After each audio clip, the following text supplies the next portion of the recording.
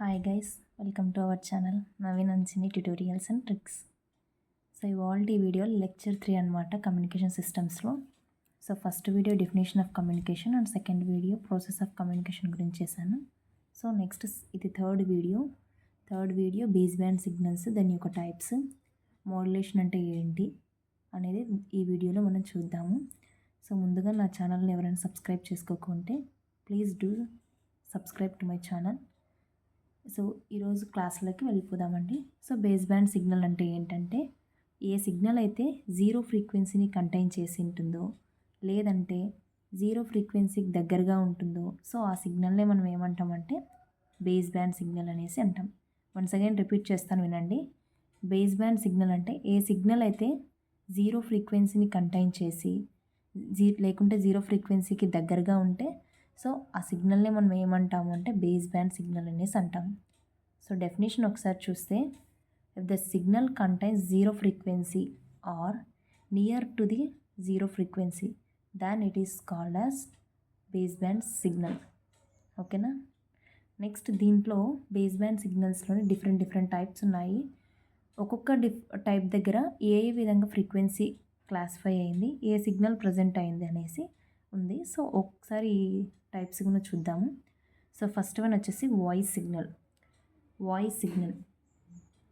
Signal వచ్చేసి దీని యొక్క రేంజ్ ఆఫ్ ఫ్రీక్వెన్సీ వచ్చేసి 300 హెడ్జెస్ టు 3400 హెడ్జెస్ అనేది కన్సిస్ట్ అయి ఉంటుందన్నమాట వాయిస్ సిగ్నల్లో.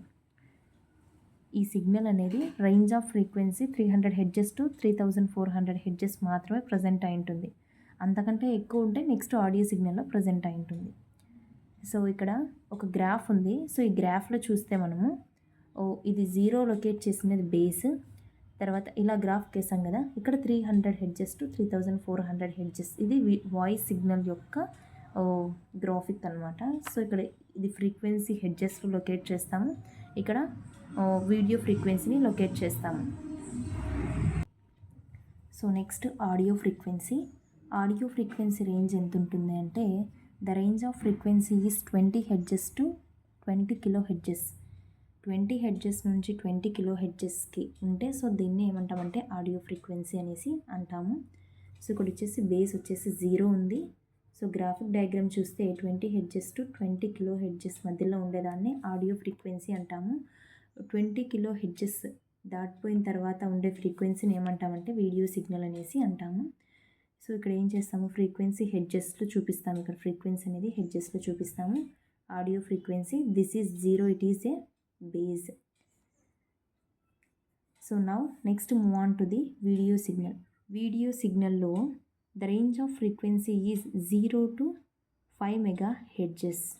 వీడియో సిగ్నల్ యొక్క రేంజ్ ఎంత ఉంటుందంటే 0 నుంచి 5 MHzలోనే ఉంటుంది. ఆఫ్టర్ 5 MHz ఉంటే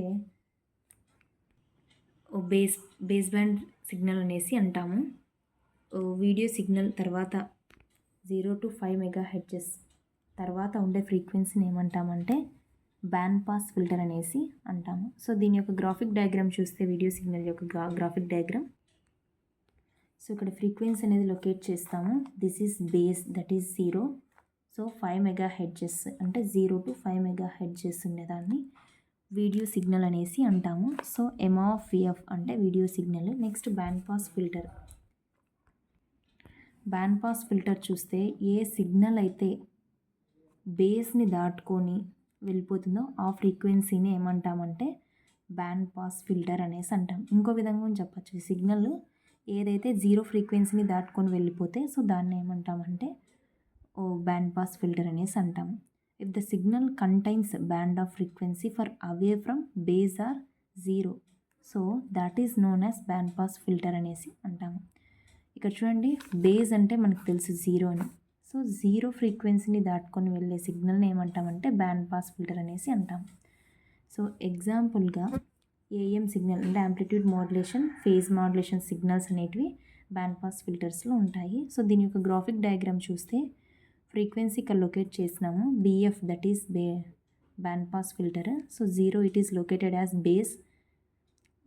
ఇప్పుడు సర్టెన్ టైంలో అంటే 0 తర్వాత వెళ్ళేదాన్ని ఏమంటాము అంటే బ్యాండ్ పాస్ ఫిల్టర్ అనేసి అంటాం కాబట్టి సో దీని యొక్క ఫ్రీక్వెన్సీ అనేది మనం చూపించము. So it is away from base. So that is known as band pass filter. So నా వీడియో మీకు నచ్చినట్లయితే please do like, share and comment and subscribe to my channel for more updates. If you are useful for my video, then share to your friends. Thank you for watching. Do subscribe and get more details. Thank you.